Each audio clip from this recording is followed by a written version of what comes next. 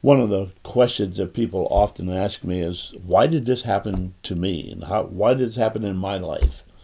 And they're usually referring to what I would call the storms and unexpected events of life that are difficult and hard to understand.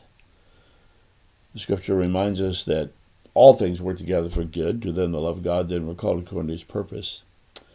One of my favorite chapters is 2 Corinthians chapter 4.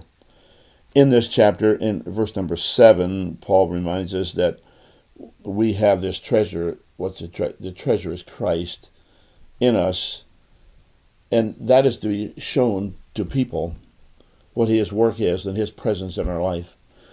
Then in the last verse of that particular chapter, 2 Corinthians chapter 4, he's talking about what I would call the unusual, unexpected things of life. He said, while we look not at the things which are seen, but the things which are not seen. For the things which are seen are temporal, but the things which are not seen are eternal.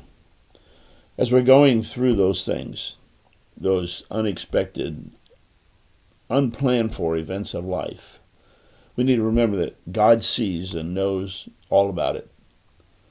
The scripture reminds us, the eyes of the Lord run to and fro to show himself strong on behalf of those who love him. We need to remember that valley experiences are part of life, and they're needed for God to work through the details of the things that he wants to do in our life. That is closely connected with the pruning experience in John chapter 15 that we're reminded about. The pruning is not joyful, it's not fun, but it's necessary and it's helpful and it's profitable. We also need to remember that these circumstances are never out of God's control. Sometimes they look like they are to us.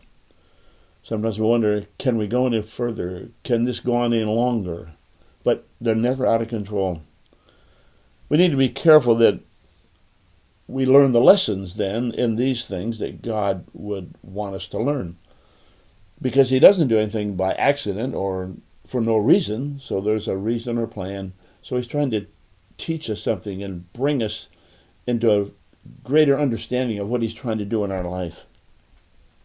We also need to remember that God gives grace.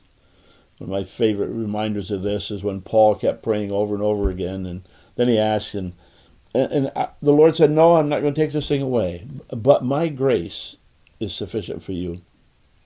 God's power flowing through us to allow us to live beyond ourselves. So remember, in the unusual and unexpected events of life that are difficult and hard to understand, God knows, he understands, and he has not forgotten you.